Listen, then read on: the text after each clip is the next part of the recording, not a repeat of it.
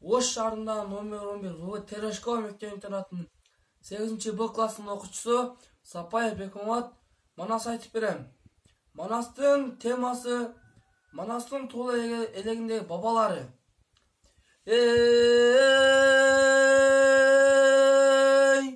Түб атасы түгөл кан, түбүнө кыдыр дарыган, башка атасы барыган, башынан кыдыр дарыган, түнү өткөн жерине түптү мазар орногон, басты өткөн жерине базарлы кала орногон, муну башынан Кудай оңдогон. 12 бирге кол берип, калыпадан каталган, муну менен зайып буруш аталган. Түб атасы бөйөн кандан чаян кандан огай кандан аңгандыр, муну менен беттешкен адам жоголгон.